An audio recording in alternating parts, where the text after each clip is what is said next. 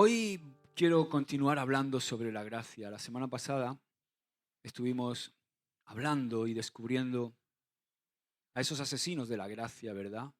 Y hoy me gustaría que pudiéramos identificar a otro asesino de la gracia. La semana pasada identificamos a uno de ellos y es esa actitud religiosa, legalista, de la que estuvimos hablando la semana pasada, que asesina la gracia de Dios en nosotros. Entonces hoy quiero que podamos juntos desenmascarar otro enemigo de la gracia, otra actitud que tenemos que erradicar por completo de nuestras vidas en algo que he titulado así, un regalo no merecido. Puedes decir conmigo, un regalo no merecido. ¿Qué es un regalo no merecido? Bueno, por ejemplo, obtener algo que nos dan sin haber hecho ningún esfuerzo en ello, ¿no? Hay mucha gente que se lleva el mérito de cosas que no han hecho. Hace poquito vi una película que, como sabéis, me gusta mucho el cine. Creo que es una obra de arte esa película. No sé si la habéis visto, ya tiene unos años. Y es ¿En qué piensan las mujeres? Mel Gibson está extraordinario en ese papel. También ella, Helen, no me acuerdo el apellido. Pero resulta que va de que él, no sé por qué, se cae el secador en la bañera, le pega un electrocución y de repente tiene la capacidad de oír lo que piensan las mujeres, ¿no? Entonces, lo que él hace en su trabajo es un hombre que estaba trabajando en publicidad, un hombre de éxito dentro del sector de la publicidad, pero estaba viniendo a menos en su profesión y contratan a esta mujer, a Helen, la protagonista, y entonces ella es una máquina, ¿no? La publicidad es una mujer que tiene una capacidad impresionante y él empieza a oír lo que piensa y entonces lo que hace es robarle las ideas y presentarlas al jefe antes que ella y lo que hace es llevarse el mérito que no merece, ¿verdad? Eso es llevarse el mérito que no merece. O aquí en España, por ejemplo, está muy de moda, permíteme el chiste, plagiar la tesis, ¿no? La tesis de su carrera, ¿no? Ahí tenemos a nuestro presidente, nuestro magnífico presidente, ¿no? Que plagió su tesis. Eso es llevarse el mérito por algo que no es tuyo. Porque es copiar la tesis, es copiar la tesis de otro. No es hacer tu propia tesis. Y te llevas un mérito que no es tuyo. ¿O qué me dices de algunas cosas? Yo sé que esto no aquí no hay nadie que ha hecho esto, solo yo. Copiar un examen, ¿no? Copiar el examen de otro compañero y llevarte una buena nota que no mereces. Y eso es de lo que quiero hablar hoy. Por eso he titulado esto Un regalo no merecido. Ahora yo quiero que pienses por un momento en una palabra, en un vocablo que a veces cuando lo escuchamos nos ponemos un poquito tensos. Ese vocablo, esa palabra es herejía. No lejía, no. Herejía. ¿Qué es una herejía? Bueno, una herejía es un error en nuestra doctrina. Entonces, el diccionario, la Real Academia de la Lengua dice, herejía en relación con una doctrina es un error sostenido con obstinación. O sea, no solamente es que estás errado en tu doctrina, en lo que estás pensando, sino que persistes en ello. Sinónimos de herejía pues es apostasía, heterodoxia, sectarismo, de ahí salen las grandes sectas, ¿verdad? Entonces, para comenzar esta mañana, yo quiero que nos hagamos la siguiente pregunta, o te hago la siguiente pregunta. ¿Cuál crees tú que es la herejía más peligrosa del mundo? No contestes. La herejía que yo tengo en mente es una herejía muy sutil. No es una herejía tan descarada y horrible como para hacer descender al arcángel Gabriel con la espada desenvainada y fulminarnos a todos, no. Al contrario, esta herejía es incluso atractiva y es, por desgracia, la favorita de muchas personas dentro de la iglesia también que viven engañados o engañadas. Y es una herejía que en realidad es muy antigua porque está presente desde los tiempos del huerto del Edén. De hecho, esta herejía fue el germen de la caída del hombre y lo que la serpiente inoculó en Adán y Eva. ¿Me dejas que te dé alguna pista? Te voy a dar alguna pista. Esta herejía es una filosofía que podemos encontrar en muchos libros de autoayuda.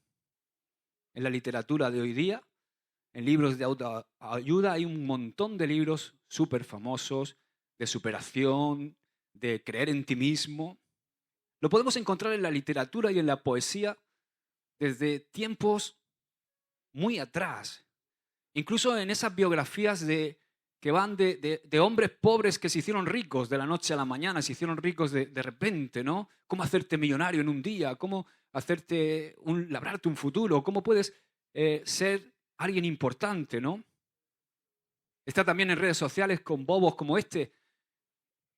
No, bobos no, pobrecito. ¿Verdad?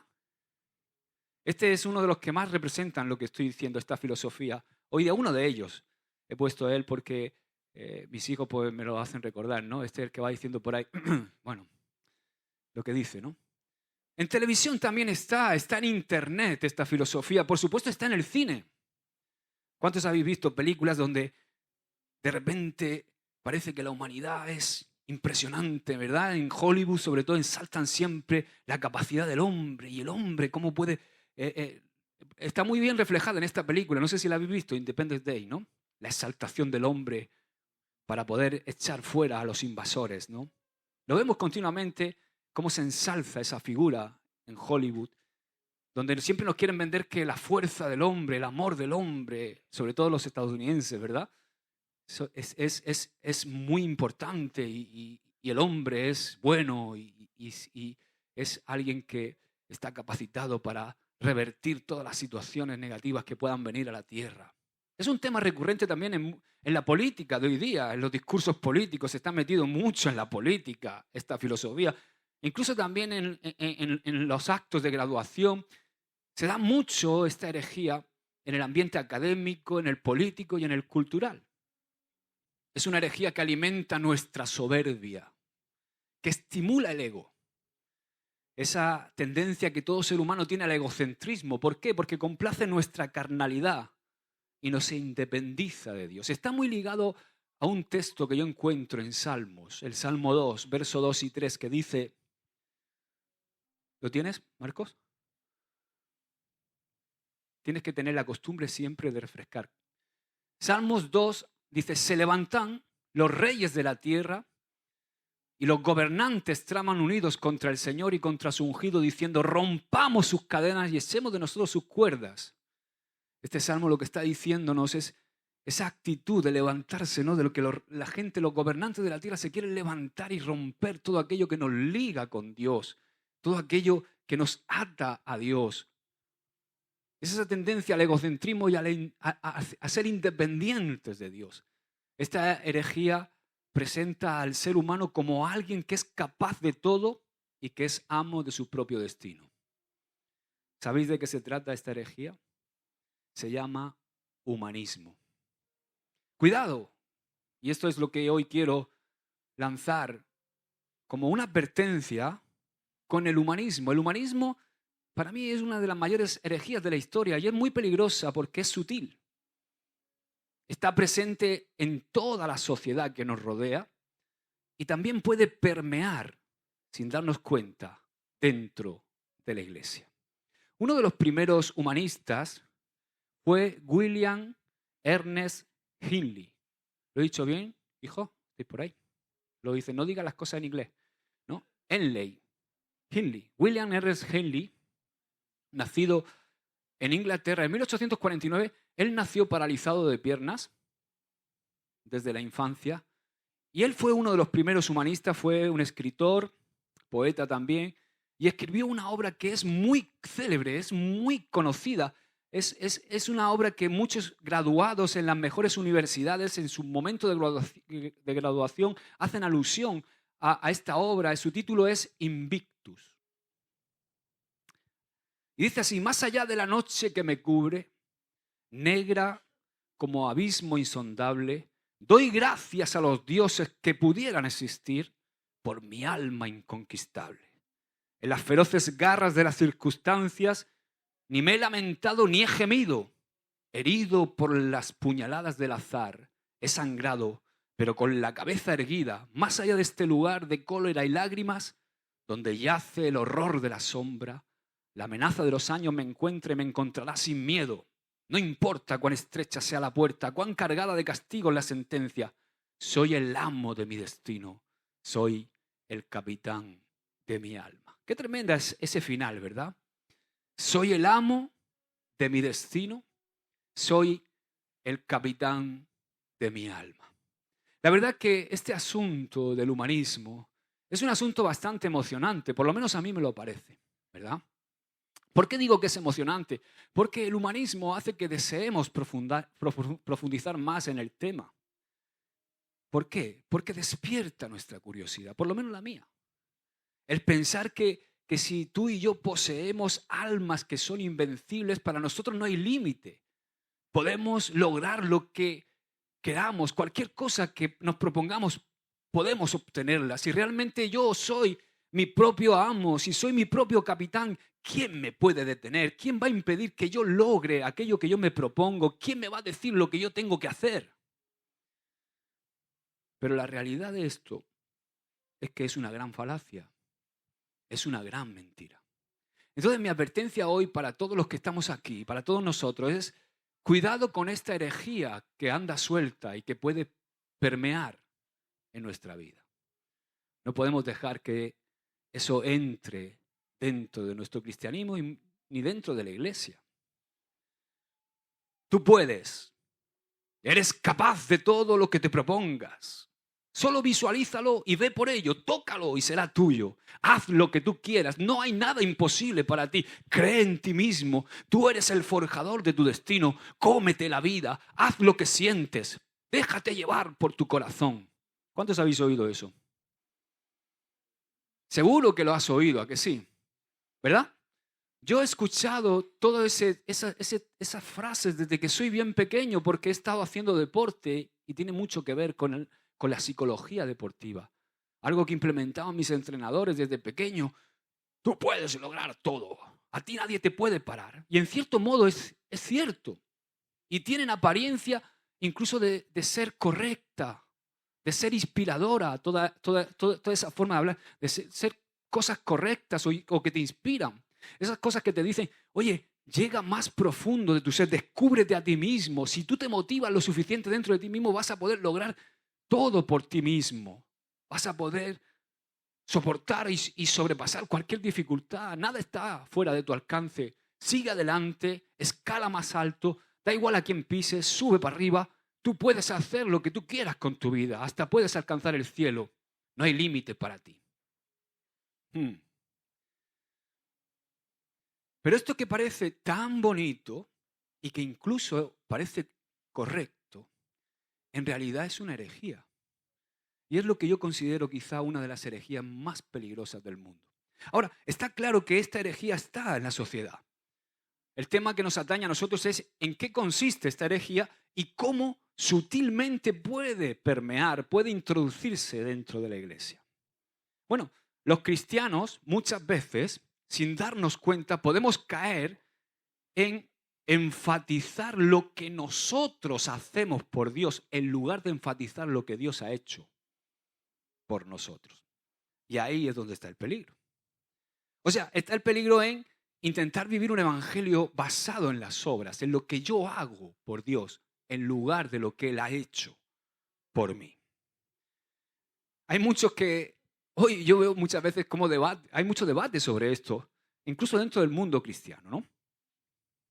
Hay muchos que quizá al oírme me podrían discutir en esto que estoy diciendo. Son esos que dicen que su versículo favorito de la Biblia es Dios ayuda a los que se ayudan a sí mismos. ¿Has oído eso? Pero resulta que ese versículo no está, no existe en la Biblia. A mí me ha pasado una vez. No, porque claro, como Dios dice que Dios ayuda al que se ayuda a sí mismo. Y yo, ¿perdona? ¿Dónde dice eso? Lo que sí dice la Biblia es lo que dice el Proverbio 3:5. Dice, confía en el Señor de todo corazón y no en tu propia inteligencia. Reconócelo en tus caminos y Él te ayudará, Él allanará tus sendas. Lo que sí dice la Biblia es lo que dice Isaías 41:13. Porque yo soy el Señor tu Dios, que sostiene tu mano derecha. Yo soy quien te dice, no temas, yo te ayudaré. Amén. Lo que también enseña la Biblia es que Dios no ayuda al que se ayuda a sí mismo, sino Dios ayuda al desvalido, al desamparado, al que sufre, al pobre, al menesteroso. Él es el que ayuda al que no se lo merece. Él es el que ayuda al que no cumple las expectativas. Gloria a su nombre. Amén. Pero a pesar de todo esto, resulta que esta herejía tiene más auge hoy día que en cualquier otra época de la historia. Hoy día, en el mundo, muchas personas se ven a sí mismas como amos de su propio destino, como capitanes de sus propias almas. Y algunos cristianos también. Esta es una antigua filosofía muy enraizada en el corazón humano. ¿Por qué está tan enraizada en el corazón humano? Porque esta filosofía respalda el tema favorito del ser humano de todos los tiempos, algo que yo he llamado el yoísmo, que es la inflamación del yo. El yoísmo. Hay mucha gente que está todo el día con el yo. Yo. El yoísmo.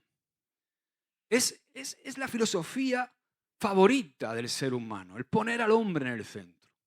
Y es muy sutil porque muchas veces, sin darnos cuenta, nos ponemos en el centro. Yo lo veo con muchas actitudes que están intrínsecas en nuestra naturaleza y no nos damos cuenta.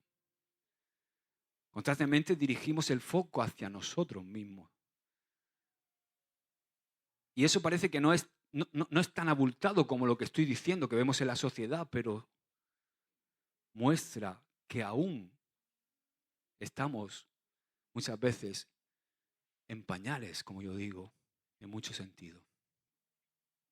Muchas veces con nuestras actitudes desviamos la atención a nosotros, constantemente. Y lo hacemos enmascarado muchas veces. Yo lo veo en actitudes vuestras, en actitudes mías a veces, que yo digo, oh, aquí se me nota el plumero, se me ve.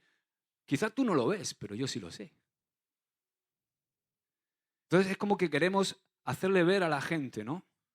Imagínate una vez, imagínate que estamos aquí y ponte de pie, Miguel, y estamos aquí los dos con la ofrenda, ¿no? Y entonces, para hacerme ver lo bueno que yo soy, le digo estoy escribiendo la cantidad de mi ofrenda y le digo a Miguel, 500 se escribe con Q o con K. ¿Entiendes, verdad? ¿Qué estás haciendo? Estás de alguna manera haciendo ver qué bueno eres, ¿no? Ostras, que Josué va a dar 500 euros. Eran 500 céntimos, ¿no? Pero bueno. ¿Entiendes por dónde voy?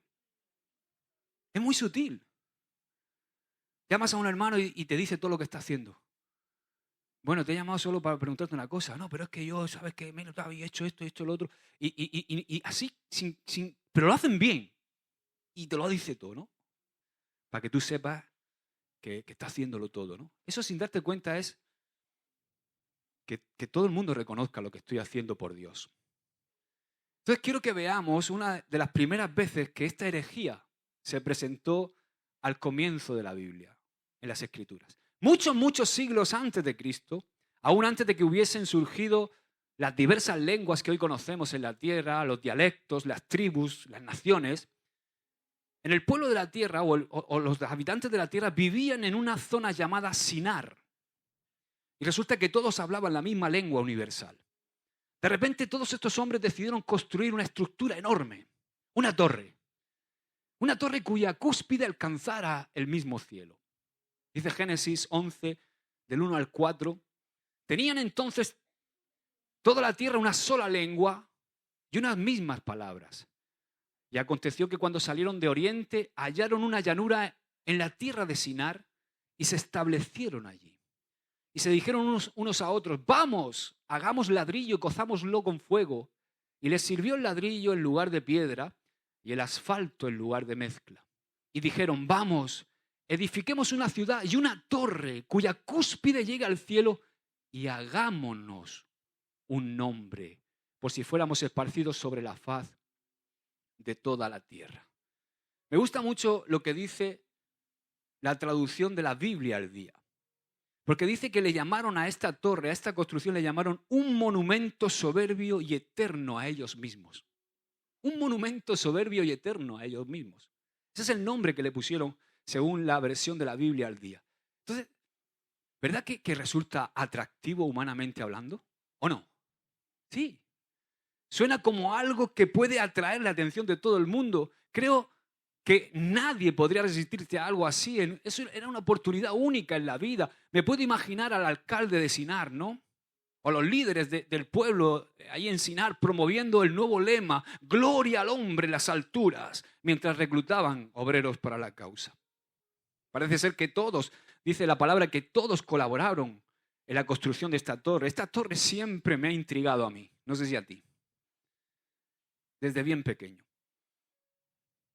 Especialmente me intriga, o me ha intrigado siempre desde pequeño, desde la escuela dominical, en lo que se refiere a la cúspide llegando al cielo.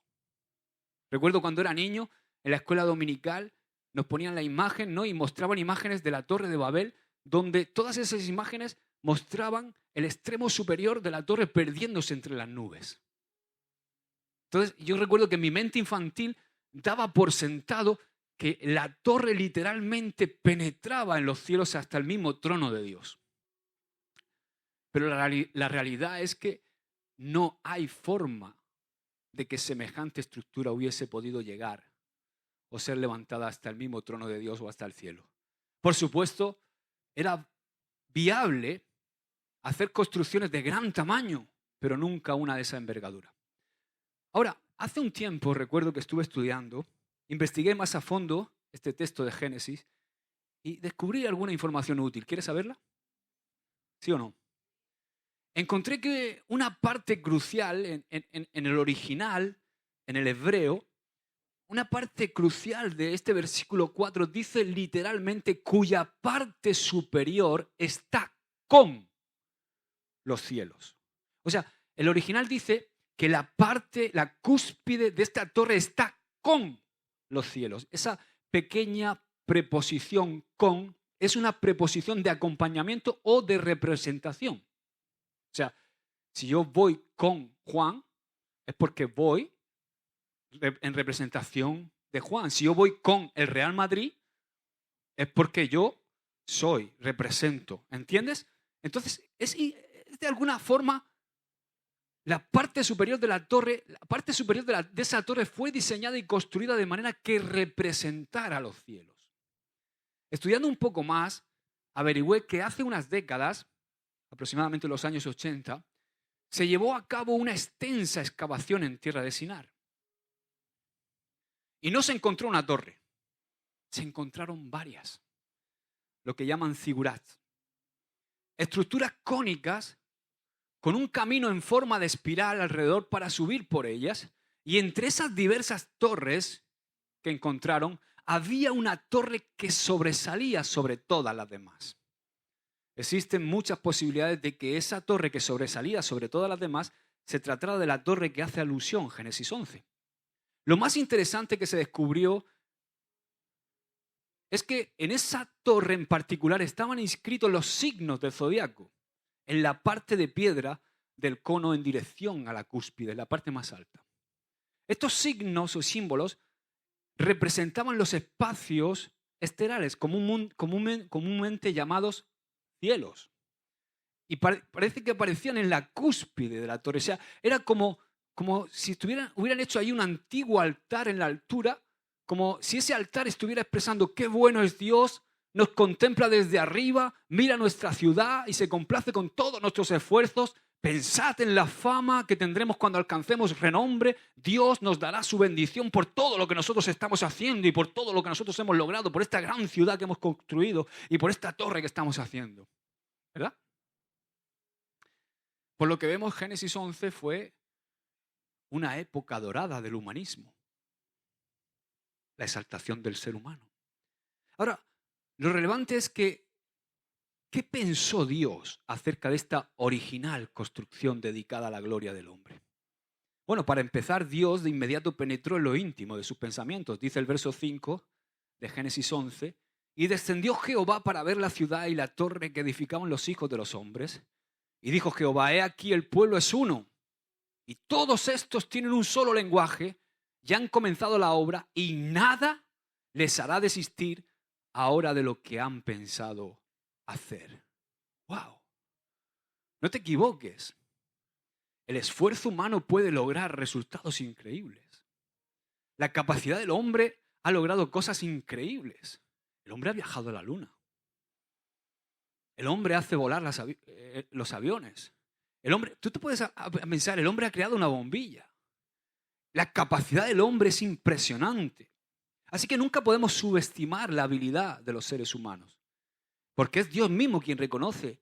Dice, esto es como que Dios está diciendo, esto es solamente el comienzo de toda una vida con la misma tendencia. No hay límites para ellos. Lo que se propongan lo hacen, oye. Pero entonces Dios hace algo que detiene la obra. Dice el verso 7, ahora pues descendamos y confundamos allí su lengua para que ninguno entienda el habla de su compañero.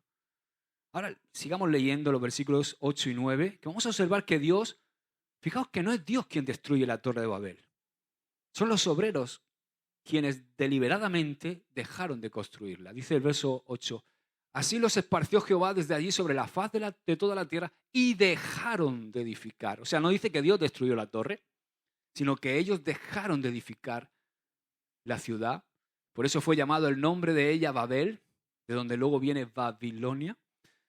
Porque allí confundió Jehová el lenguaje de toda la tierra y desde allí los esparció sobre la faz de toda la tierra. Ahora, después de esto, yo me pregunto, ¿cuántas generaciones quizá pasaron por el valle de Sinar? Y cuando pasaban por allí veían cómo el tiempo iba deteriorando lentamente esa gran torre que habían dejado a medio construir. Sinceramente creo que el número de personas que pasó por allí y vio esa torre no fue el suficiente. ¿Por qué digo que no fue el suficiente? Porque está claro que la humanidad no ha aprendido la lección que Dios quería enseñarnos en Babel. En lugar de aprender la lección, parece que hemos restaurado de alguna manera y hemos vuelto a entronizar aquello que Dios se había propuesto eliminar y destronar, nuestro ego. Hoy día, muchos son los que siguen creyendo que si hacen lo que tienen ganas de hacer, van a llegar a ser lo que quieren ser. Muchos se dicen a sí mismos, quiero construir una torre. Yo quiero construir una torre. ¿Por qué quieres construir una torre? Bueno, porque yo quiero ser famoso. Porque yo quiero ser reconocido. Porque yo quiero que la gente sepa cómo yo soy, lo que yo hago, lo bueno que soy. Porque yo necesito de alguna manera ser grande, necesito alcanzar esa sensación de triunfo, eso que hemos leído de Invictus, ¿verdad? Ese sentimiento de orgullo que produce el hacerse un nombre entre medio de los hombres, que todos me reconozcan. Quiero hacerlo a mi manera. Y ahí es cuando Dios entonces, por lo menos en mi vida, se ha inclinado, me ha dicho, Josué, creo que no lo vas a lograr. Pero a pesar de ello, yo veo que sigue habiendo torres hechas por nosotros mismos. Torres o torrecitas que se van levantando cada día en nuestra vida. Después de todo, como piensan algunos, la Biblia dice que Dios ayuda al que se ayuda a sí mismo, ¿no? No te ayudes a ti mismo. Deja que Dios sea quien te levantes. Deja que sea Dios quien te haga brillar para que su nombre sea glorificado. No busques tú tu nombre, no busques tu propia promoción, no busques levantar una torre. ¿Por qué te digo esto? Porque si tenemos un pensamiento en el cual queremos nosotros destacar, eso es una herejía. Todos esos esfuerzos que están centrados en nosotros mismos son una herejía. Son un evangelio de obras y son un feroz asesinato de la gracia de Dios. ¿Sabéis? Un contemporáneo de William Ernest Henley fue James Russell Lowell. Fue contemporáneo de este que escribió Invictus, pero ellos estaban separados por el Océano Atlántico. Henley era inglés, Lowell era estadounidense, estaban separados por todo el océano Atlántico, pero también por una gran distancia teológica. Lowell, como he dicho, era un norteamericano y escribió mucho sobre la filosofía, sobre todo en una obra suya que se llama La crisis actual, y él difiere mucho de la filosofía de Invictus. Dice esto: la verdad para siempre en el patíbulo. ¿Sabéis lo que es el patíbulo? ¿Alguien no sabe lo que es un patíbulo? Un patíbulo es un lugar donde se ahorcaban donde se mataban a los reos de muerte. O sea, lo que está viniendo a decir aquí Lowell es que la verdad está siempre están intentando ejecutarla, ¿no? Está siempre en el patíbulo. Y dice, la mentira está siempre en el trono, pero ese patíbulo, esa verdad influye en el futuro. Y más allá, detrás de las brumas, de lo desconocido, se encuentra Dios entre las sombras, guardando a aquellos que son suyos. Amén. Y me gustaría ahora alegar la defensa, ¿no?, de esta afirmación de Lowell sobre la verdad, cuando dice que la verdad está en el patíbulo. Escucha bien, porque mientras la mayor parte del mundo está ocupada intentando construir sus torres con la esperanza de hacerse conocer, de hacerse un nombre, de ganar fama, la verdad de Dios es la que pone las cosas en su lugar. Es la verdad de Dios la que pone las cosas en su sitio como tiene que ser. Por eso, hermanos, cuando te estoy ministrando esto hoy, mi deseo es que nosotros, en base a la palabra de Dios, admitamos nuestra necesidad imperiosa de Él. Que admitamos nuestra bancarrota espiritual y que nos apropiemos de la gracia de Dios. En lugar de luchar por conseguir un billete al cielo basado en nuestros logros, en nuestros esfuerzos o en buscar el reconocimiento que nos da todo el mérito a nosotros, lo que yo anhelo es que tú y yo reconozcamos nuestra bancarrota espiritual y aceptemos el libre regalo de la gracia de Dios. ¿Por qué? Me puedes preguntar. ¿Por qué, Josué, tengo que enfatizar lo que Dios hace por mí? No puedo enfatizar lo que yo hago por Dios, porque es una herejía. Así de simple. ¿Cómo? Porque cuando yo exalto mi propio esfuerzo, cuando yo exalto mi propia lucha para alcanzar mis logros, estoy insultando la gracia de Dios, quitándole el mérito que solamente Él merece. Porque si yo soy algo, es por su gracia.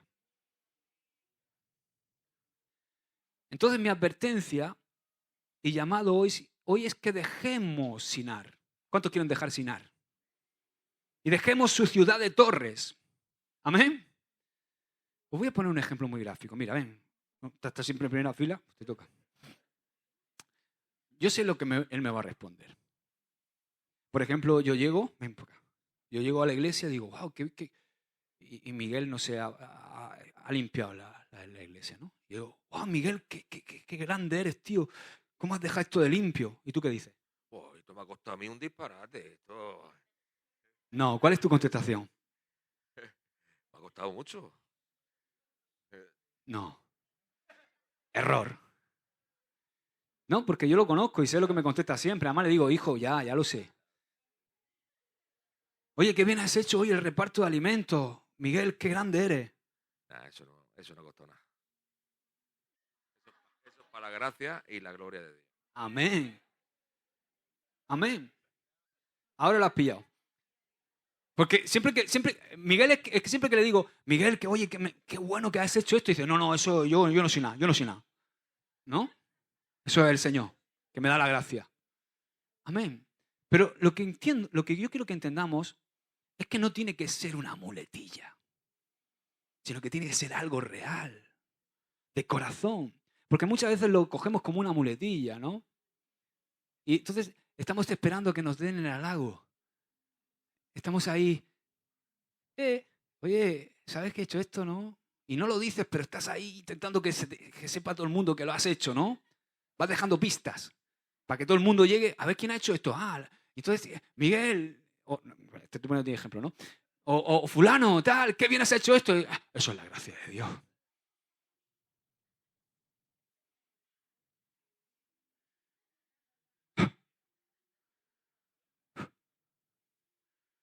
Vamos a poner nuestra atención en un hombre que vivió poco tiempo después de este hecho de la Torre de Babel. Se llamaba Abraham. Y sabes, Abraham era un hombre que, por todo lo que sabemos de él, tenía una gran fama, una fama ganada y muy buena reputación en su tierra. Sin embargo, cuando se trataba de sus derechos delante de Dios, no había nada en Abraham que mereciera la aceptación de Dios. Nada. Esto lo expresa claramente Romanos 4, verso 1 y 2. Dice lo siguiente, dice, ¿qué pues diremos que halló Abraham, nuestro padre, según la carne? Porque si Abraham fue justificado por las obras, tiene de qué gloriarse, pero no para con Dios. Me encanta esa última frase. Para mí es impactante esa última frase. Las personas que alcanzan muchos logros, gente famosa, gente que ha hecho hitos, gente que consigue grandes cosas, grandes hazañas, tienen de qué van a gloriarse delante de los demás. O sea, tienen de Rafa Nadal, gran tenista, por ejemplo en el mundo del deporte, o cualquier otra cosa, o cualquier otra índole, tiene de qué van a gloriarse delante de los hombres. ¿O no? Sí. La gente se impresiona con los éxitos, con los logros humanos. Por eso las personas reciben aplauso, por eso reciben reconocimiento por sus méritos, por eso los honran o honran su nombre, por eso le ponen nombre a las calles, ¿verdad? O a las plazas, o le hacen una estatua. No cabe duda de que todas esas personas tienen de qué jactarse ante los demás mortales. Pero de acuerdo a la afirmación que acabamos de leer de Romanos 4, no tienen nada de qué jactarse delante de Dios. Ni siquiera un gran hombre como Abraham podía ganarse el favor y la bendición de Dios. Y si analizamos esto a fondo nos damos cuenta de que no fue el esfuerzo de Abraham lo que le dio el favor de Dios. Fue la enorme gracia de Dios la que le dio el favor de Dios.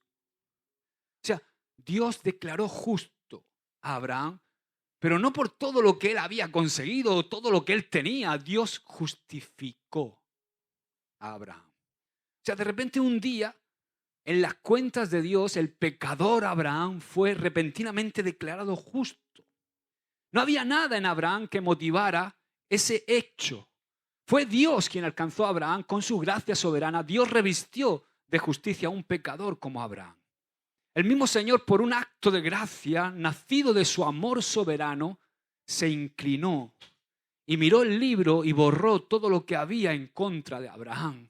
Y luego escribió que él, Dios, de alguna manera acreditaba a este hombre, Abraham, como perfecto, aun cuando Abraham en sí mismo seguía siendo pecador.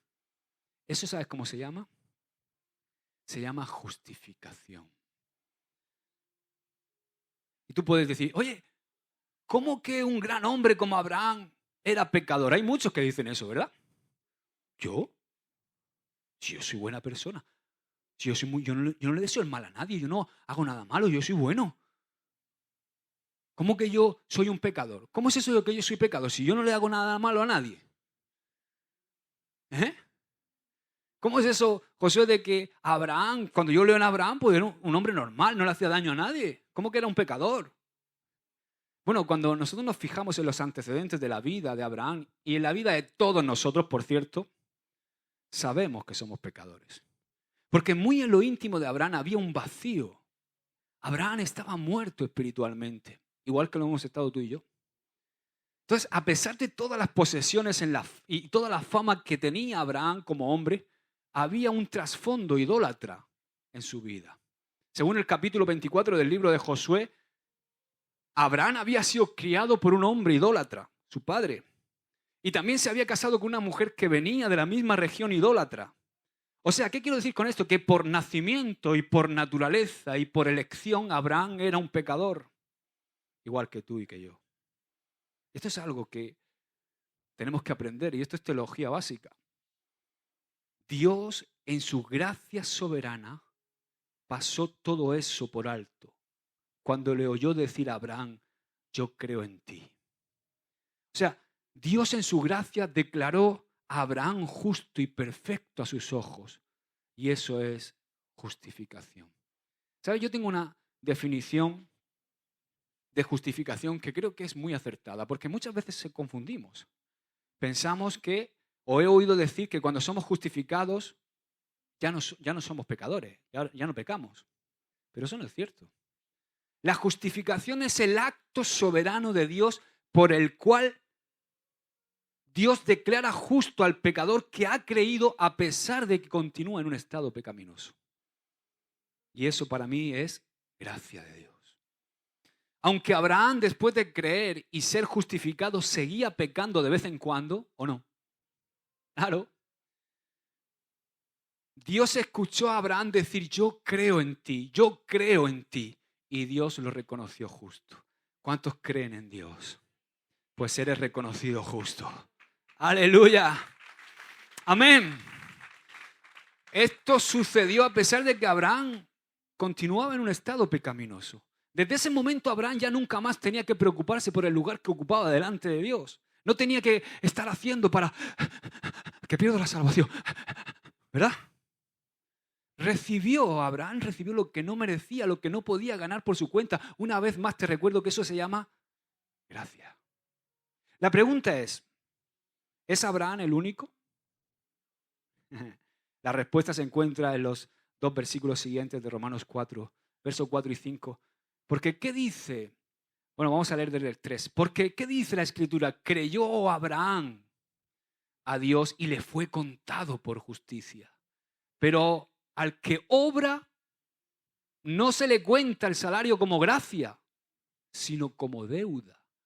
Mas al que no cobra, sino cree en aquel que justifica al impío, su fe le es contada por justicia.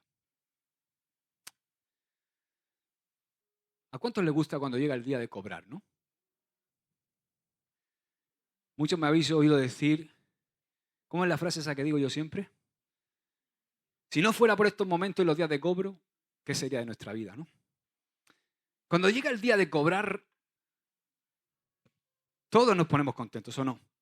La mayoría de personas que conozco, incluido yo, está a la expectativa del día de cobro. Todo el mes nos dedicamos a trabajar duro. Entonces, cuando llega el día de cobrar, recibimos el dinero por nuestro esfuerzo. Entonces, es un dinero totalmente merecido, ¿no? Yo no conozco a nadie que de repente se incline ante su jefe y le diga, gracias, muchísimas gracias, mi jefe, por este obsequio maravilloso que yo no merezco. Yo creo que si hacemos eso delante de nuestro jefe, se desmaya, le da un infarto. ¿Por qué? Porque tu sueldo no es un obsequio. Te lo has ganado, te lo mereces.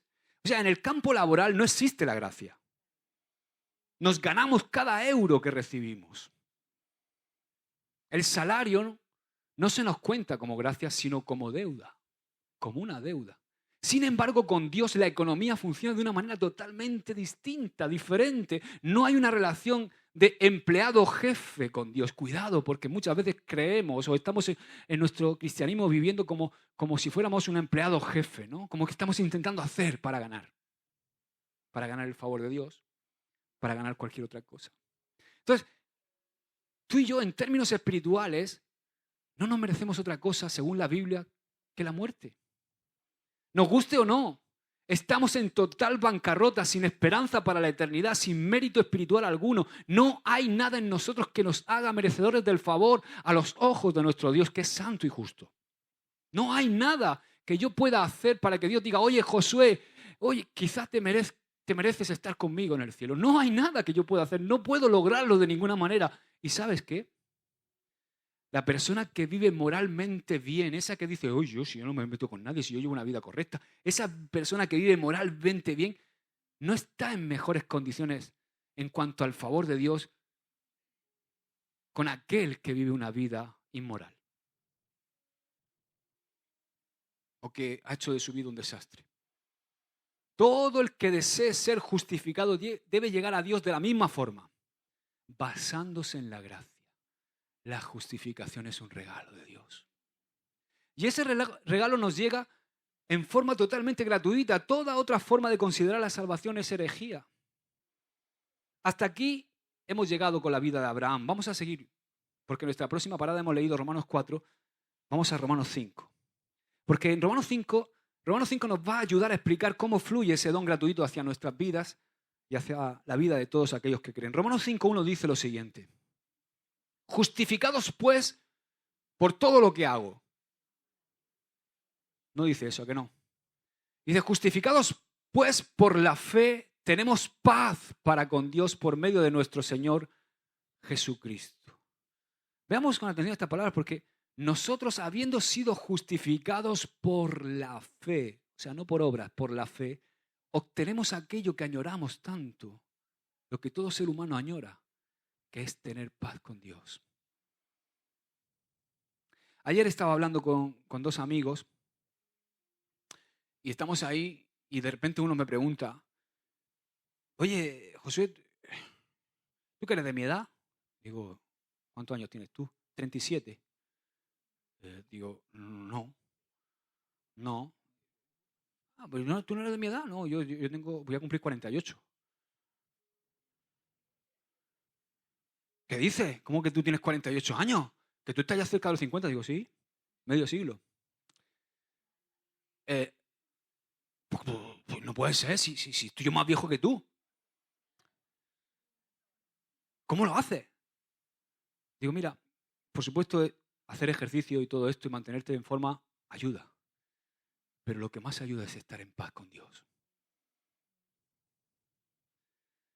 Porque yo veo cómo el hombre que no está en paz con Dios se consume. Y se consume en ansiedad, en temores, en vicios, en búsqueda. Y lo que está buscando quizá en un montón de cosas que lo que hacen es destrozar su vida, es esa paz que solamente encontramos con Dios. Por eso es impresionante este versículo, porque tú y yo hemos sido justificados por la fe, no por obras. Y entonces cuando por la fe somos justificados, obtenemos aquello que nos pone en paz con Dios. Y eso es vida. Y esto no es por nuestros méritos. Jamás, nunca. El versículo dice que hemos sido justificados por la fe. O sea, es por medio de nuestro Señor Jesucristo. Jesucristo pagó la deuda total y definitiva por el pecado cuando Él murió en la cruz del Calvario en nuestro lugar. El pecado contra Dios debía ser pagado con la muerte y Jesucristo, el perfecto sustituto, hizo el pago único y definitivo a nuestro favor. Eso le costó la vida a nuestro Señor y como resultado Dios nos otorga el don gratuito de la salvación. Todo el que cree en su Hijo es salvo. Aleluya. Amén. Y esto es esencial para que tú y yo podamos entender la gracia. Cuando aprendemos su significado vertical, cuando aprendemos el significado vertical de la gracia como regalo gratuito de Dios, automáticamente surge gran parte de la gracia horizontal. O sea, la gracia que expresamos a otros. Si tú no has recibido la gracia de Dios, te va a costar mucho dar gracia a los demás. Una vez que aceptamos esta verdad de que no hay nada que podamos darle a Dios, ni nada con lo que podamos impresionar a Dios para que Él se sienta motivado a considerarnos justos, vamos a estar listos para recibir la gracia de Dios. Amén. ¿A que suena simple y sencillo? Y lo es. Es fácil y sencillo, excepto por un problemático problema. Obstáculo. Porque problemático problema suena muy rimbombante, ¿no? Hay un obstáculo. Se llama pecado. Es el problema del pecado. Tú sabes que no hay cantidad de enseñanza que tú puedas escuchar, no hay cantidad de lectura de la Biblia o de asistencia a la iglesia que pueda resolver nuestro mayor problema. Tú y yo estamos contaminados por el pecado. Dice el verso 12 de Romanos 5, por tanto, como el pecado entró en el mundo por un hombre, Adán, por el pecado la muerte, y por el pecado la muerte, así la muerte pasó a algunos. No, dice a todos los hombres, por cuanto todos pecaron. Y es importante que aprendamos teología básica. Es vital para aprender, para entender y valorar la gracia. Tú y yo nacimos en enemistad con Dios. El mismo pecado que introdujo a Adán ha contaminado a todo ser humano. Nadie, ninguno de nosotros somos inmune a la enfermedad del pecado. Esto es peor que el COVID. Y no hay vacuna. Hay una. Pero no hay ninguna vacuna que nosotros con nuestros logros podamos fabricar para deshacernos de este virus llamado pecado. No hay ningún logro humano que pueda borrar la mancha interior con la que nacemos. Dice ahí que puesto que Adán pecó, todos pecamos. Y esto a mí me lleva a una conclusión, y es que tú y yo, todos, cada uno, todos los seres humanos necesitan ayuda, necesitamos perdón, necesitamos un Salvador. Entonces, Josué, ¿cómo salimos de este desastre? Vamos a leer el versículo 18 y 19 lentamente y disfrutarlo. Romanos 5, 18 y 19. Así que, como por la transgresión de uno vino la condenación a todos los hombres, de la misma manera por la justicia de uno, nuestro Señor Jesucristo, vino a todos los hombres la justificación de vida. Porque así como por la desobediencia de un hombre los muchos fueron constituidos pecadores, así también por la obediencia de uno los muchos serán constituidos justos. Aleluya. Gracias, Señor. Esto es extraordinario. Qué gran noticia, qué paz, qué tranquilidad, ¿verdad? ¿Qué quieres decir con esto, Josué? Que con solamente creer en Jesucristo yo puedo alcanzar la vida eterna, recibir el perdón de mis pecados, un destino seguro en los cielos y mucho más sin que yo haga ningún esfuerzo por mi parte. Sí, eso quiere decir. Eso es lo que la Biblia nos enseña. Y te recuerdo que eso se llama gracia. Y ese fue el tema principal de la Reforma protestante. Ese fue el tema principal que movió e inspiró a hombres como Lutero. La salvación se ofrece por gracia de Dios, no por obras humanas. ¿Quieres un ejemplo bíblico de esto? De que la salvación no es por obras, sino que es por gracia. Te voy a poner el ejemplo de un hombre que estaba exhalando su último aliento. Ese hombre que tengo en la mente es uno que estaba agonizando sobre una cruz, colgado junto a Jesús, cuando nuestro Señor Jesucristo fue crucificado. ¿Recuerda la escena? El hombre le dijo a Jesús, acuérdate de mí cuando vengas en tu reino. Esas palabras de ese hombre estaban llenas de arrepentimiento y de fe. Una simple afirmación hecha por un hombre que había sido un criminal y un incrédulo toda su vida. De repente hay en su último aliento, incapaz de hacer ninguna obra buena, de hecho había hecho todo mal, incapaz de ser bautizado, para los que creen que hay que bautizarse para entrar al cielo, ¿verdad? Se vuelve hacia Jesús, suspendido en total impotencia en la cruz, se arrepiente y cree, declara su fe en Cristo, Señor, acuérdate de mí. Y Jesús le contesta, de cierto te digo que hoy estarás conmigo en el paraíso. La fe del hombre sin obras, sin condiciones, sin bautizarse, sin hacer ninguna obra, fue premiada por la gracia de Jesús. ¡Wow! Dar un aplauso al Señor.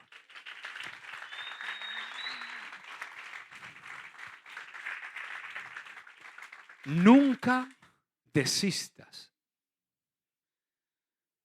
Nunca desistas. Esta mañana me venía este ejemplo. Aun cuando tengamos a alguien que quizá esté en el lecho de muerte, esté muriendo y no haya confesado a Jesús, siempre hay gracia hasta el último momento. Quizá no ha vivido su vida ni ha cumplido el propósito, pero tiene salvación si cree en Jesús. Por eso mucha gente que trabaja en sanidad o que trabaja en los hospitales, cuando veas a alguien que está a punto de morir o que le queda un poco de vida, llévalo a Cristo, a que reconozca a Jesús. Porque si pone su fe en Jesús y se arrepiente, será salvo. Porque Jesús extiende su gracia. Amén. Volvamos de nuevo a Romanos 5. Ahora, el versículo 20 donde leemos, dice, pero la ley se introdujo para que el pecado abundase. ¡Wow! Qué raro esto, ¿no? Suena, oye, que la ley, que los mandamientos de Dios se introdujeron para que abundase el pecado. Dice, mas cuando el pecado abundó, sobreabundó la gracia. ¿Y de qué manera sobreabundó, por cierto? Algunos interpretan equivocadamente este pasaje, porque creen o suponen que hay algo malo con la ley de Dios. Oye, si la ley de Dios lo que hace es que abunde el pecado, la ley de Dios está mal. Pero es una suposición incorrecta. Permíteme expresarlo con otras palabras. Cuando vino la ley, nuestro pecado de repente quedó identificado. ¿Y entonces qué pasa? Que de repente apareció algo que se llama culpa. ¿No? Es como que si tú estás haciendo algo que no sabes y de repente alguien te dice, oye, eso está mal, y de repente ¿qué pasa? ¿Cómo? Entonces, cuando leímos por primera vez los mandamientos, no harás esto, no harás esto, no harás lo otro, nos dimos cuenta de qué era pecado, de en qué consistía el pecado. O sea, las exigencias, como dice la palabra de Dios, son justas, son mandamientos puros y limpios. Son las expectativas que Dios tiene para su pueblo, para un pueblo apartado para Él, para un pueblo santo. Entonces, vino la ley estableciendo cuáles eran las exigencias de Dios para satisfacer sus pautas de santidad, pero no pudimos cumplirlas. O sea, ¿y qué pasó con el tiempo? Que la ley seguía con su martillo, machacando. No matarás, no harás esto, no cometerás adulterio, pum, no. Pero aún así la humanidad siguió y sigue fallando.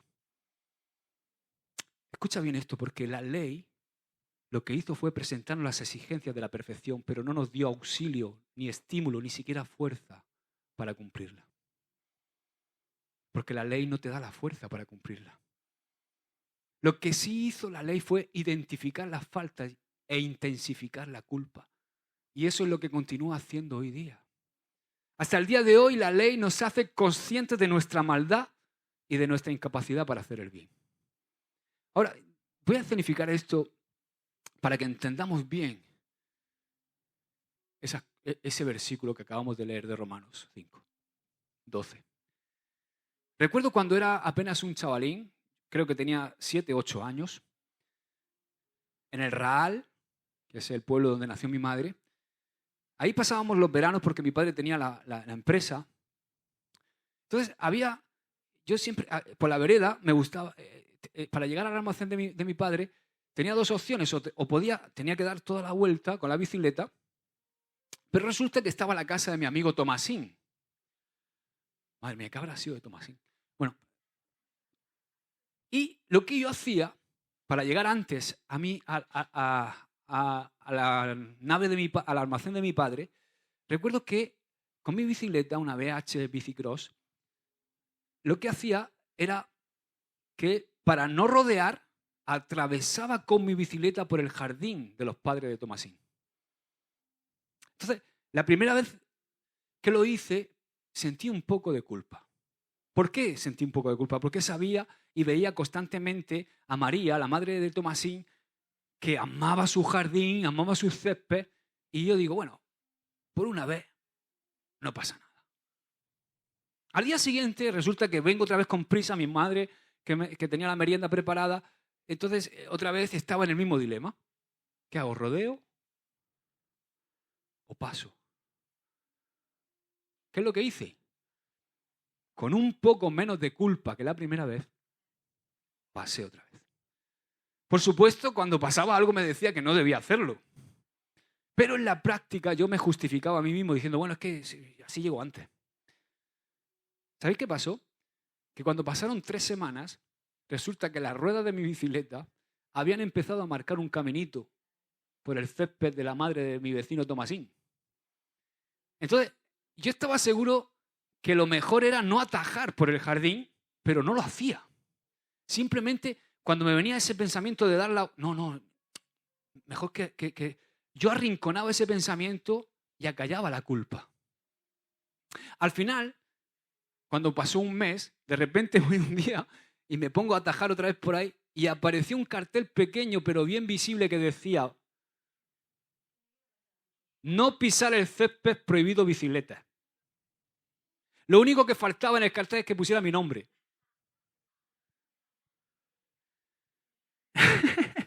Llego a la bicicleta y veo el cartel ahí, un cartelico que había escrito: no pisar el césped, prohibido bicicleta.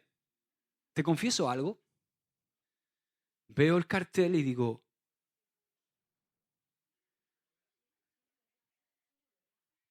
que esquivé el cartel, giré en torno al cartel y tomé la senda otra vez mirando de reojo al letrero y a la casa por si aparecía alguien atajando por el césped.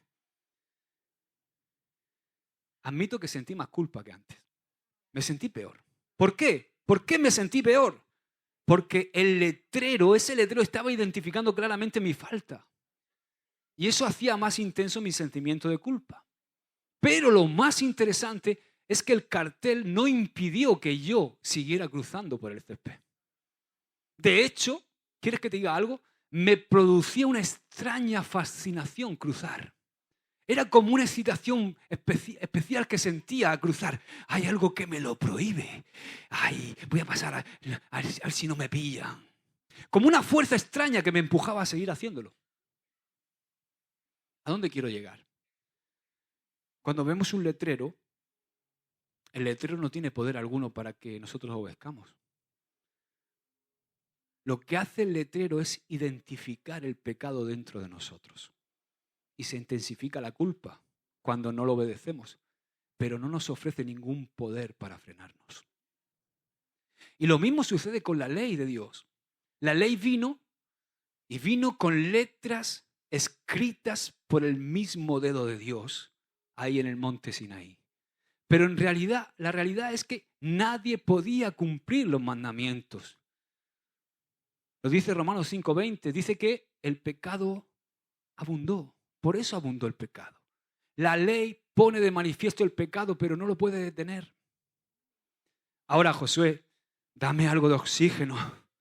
¿Cómo podemos detener esta tormenta? ¿Hay alguna esperanza? La respuesta está en el mismo versículo. Donde el pecado abundó, sobreabundó la gracia de Dios. ¡Aleluya! ¡Amén! Esto es grandioso. La gracia superó al pecado. La gracia lo venció. Y de esa manera ha traído esperanza a todos nosotros. ¿Verdad? Donde el pecado abundó, entró la gracia a raudales. Donde el pecado aumentó en forma mensurable, la gracia aumentó de forma inmensurable. Donde el pecado era colosal, la gracia fue súper colosal. ¡Aleluya!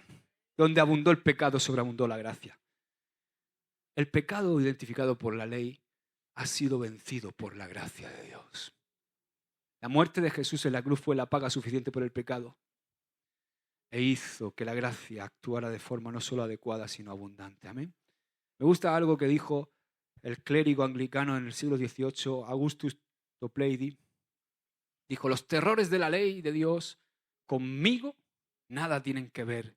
La obediencia en sangre de mi Salvador oculta todas mis transgresiones de la vista. Amén. Y para terminar, quiero que los próximos 3 minutos o 4 nos deleitemos en el siguiente pasaje registrado por Pablo en su carta a los Efesios. Acompáñame a Efesios 2, verso 1 en adelante. Dice así, y Él os dio vida a vosotros cuando estabais muertos en vuestros delitos y pecados, en los cuales anduvisteis en otro tiempo siguiendo la corriente de este mundo conforme al príncipe de la potestad del aire, el espíritu que ahora opera en los hijos de desobediencia, entre los cuales también todos nosotros vivimos en otro tiempo en los deseos de nuestra carne, haciendo la voluntad de la carne y de los pensamientos, y éramos por naturaleza hijos de ira, lo mismo que los demás. Pero Dios, que es rico en misericordia, por su gran amor con que nos amó, aun estando nosotros muertos en pecados, nos dio vida juntamente con Cristo. Por gracia sois salvos. Y juntamente con Él nos resucitó y asimismo nos hizo sentar en lugares celestiales con Cristo Jesús, para mostrar en los siglos venideros las abundantes riquezas de su gracia en su bondad para con nosotros en Cristo Jesús. Porque por gracia sois salvos por medio de la fe. Y esto no de vosotros, pues es don de Dios, no por obras, para que nadie se gloríe. ¡Wow! Me encantan 10 palabras que resaltan ahí de este texto. Por gracia, por medio de la fe, don de Dios. Uno de mis grandes anhelos es estar algún día en un lugar, en un sitio donde ya no haya vanagloria, donde ya no haya egoísmo, donde ya no haya espacio para hacernos un nombre o para la promoción personal. ¿Sabe dónde es ese sitio? Amén, en el cielo. Allí en el cielo no va a haber testimonios que suenen muy espirituales. Ni va a venir el hermano o la hermana diciendo, ¿has visto lo que he hecho? Ni van a haber testimonios que captan la atención de los superlogros que hemos logrado para el Señor. Nada de eso. ¿Sabéis lo que vamos a tener escrito todos en nuestra vida en el cielo? Va a haber puesto encima de cada uno de nosotros, gracias. Gracias. Josué, ¿cómo llegaste aquí al cielo? Por gracia. Josué, ¿qué es lo que lo hizo posible que tú estés aquí hoy? La gracia de Dios. ¿Cómo te llamas, Josué? Me llamo gracia de Dios. Aleluya. Amén. En el cielo no habrá más personas con ese nombre que con ningún otro nombre. Porque todo va a ser gracia, gracia, gracia y gracia, gracia. Aleluya. ¿Qué pasa cuando apelamos a la gracia de Dios? ¿Para quién es el mérito? Para aquel que murió en la cruz por nosotros. Ahora, la pregunta importante es, ¿entendemos por qué los asesinos de la gracia, a través del humanismo, atacan esta verdad? Por supuesto que lo sabemos, ¿no? Porque le quita la esencia a la religión del humanismo que dice, hazlo tú mismo y llévate la gloria. Por eso atacan esta gran verdad. Y como en tiempos de Lutero, también aparecen hoy día en nuestra generación asesinos de la gracia que te están constantemente diciendo tienes que esforzarte mucho, tienes que renunciar a esto, tienes que renunciar a aquello, debes hacer aquello, antes de que Dios te pueda bendecir o bendecir tu vida debes de merecerlo, tienes que ganártelo, tienes que hacer aquello, esto, entonces Dios te va a bendecir, ¿no? Como los mensajes esos que te mandan, mándaselo a 10 y Dios te va a bendecir. Y si no se lo manda a 10, no te bendice. Ese burro. No, amados, escúchame bien. Nosotros somos deudores de la gracia, estamos enamorados de Jesús porque Él ha derramado su gracia sobre nosotros. Esto no es imposición, esto es amor. Si algo hacemos, si algo somos, si le servimos, si le entregamos nuestra vida, es porque hemos entendido su gracia y ahora somos deudores de esa gracia y lo hacemos voluntariamente. Aleluya. Le amamos, es por amor, no por imposición. Dios nos ofrece por gracia el perdón y lo único que podemos hacer es recibirlo.